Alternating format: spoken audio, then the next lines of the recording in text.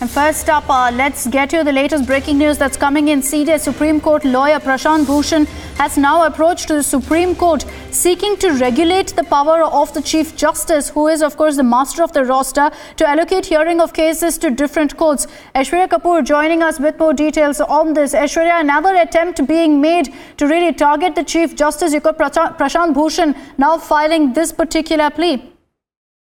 Well, absolutely, Akshita, and this is for the second time. Earlier as well, we've seen Prashant Bhushan through his father and the former Law Minister Shanti Bhushan doing this, but this is happening immediately after the Congress dropping its proposed motion in the Parliament against the CJI because the other opposition parties went back. Ex-Law Minister Shanti Bhushan, through his son, Advocate Prashant Bhushan, has moved the Supreme Court yet again seeking to regulate the CJI powers, rather understanding that CJI is the master of the roster to allocate hearing of cases of different benches. What is rather interesting here, Akshita, is that Bhushans have pleaded that since the matter involves CJI's power as master of the roster, the CJI-led bench must not hear Shanti Bhushan's petition.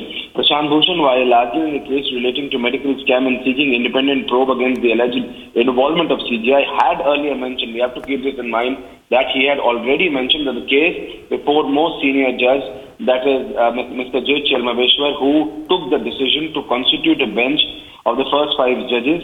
But to that, CJI Deepak Mishra led 5-judge bench had quashed Justice Chelmaveshwar's led bench order and ruled that it was the sole prerogative of the CJI as the master of the roster to allocate cases and fix compensation of the benches. So very clearly, this is the second attempt being done right after Congress dropping its proposition to move the impeachment motion against the sitting Chief Justice because they just didn't have the support from the opposition. Now we have Prashant Bhushan and Shanti Bhushan moving to the apex court in this very regard. So Aishwarya, essentially from the information that you've given us, it's clear that the first time around when they filed this plea, nothing really came off it. It turned out to be completely flat. Now you're seeing them going ahead and making this move again. There will be questions about really what is the intention behind going ahead and filing this plea yet again. The timing also is very crucial to note here. Well, timing, motive, all of these issues are going to be very, very sensitive because we are talking about the sitting Chief Justice of India, Akshata. That's how sensitive this whole matter is.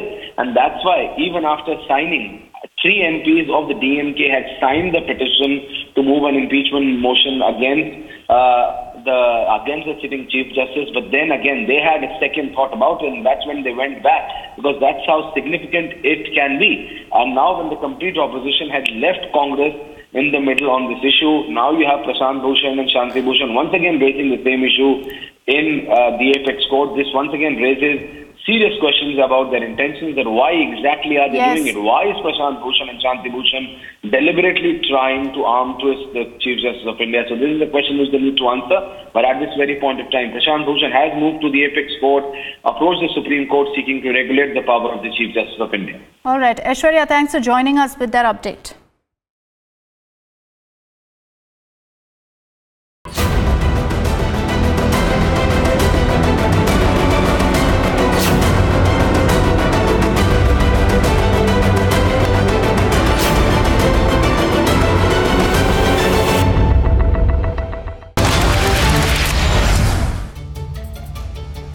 Let's move on now, get you a quick roundup of all the other stories that we're tracking here on Republic.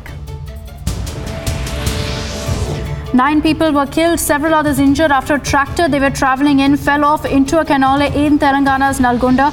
The locals and onlookers reportedly rescued the victims in the accident.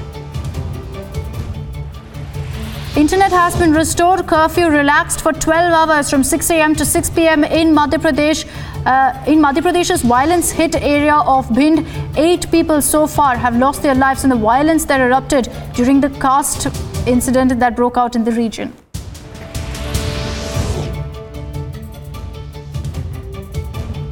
And the mutilated body of an abducted youth was recovered by residents of Hajin in Jammu and Kashmir. Terrorists reportedly barged into the youngster's house in North Kashmir's Hajin, beat up all the residents and abducted 2 of them from their homes. And Prime Minister of Nepal, KP Sharma Oli, arrived in India for a 3-day visit. The Prime Minister of Nepal was received by Home Minister Rajnath Singh upon his arrival.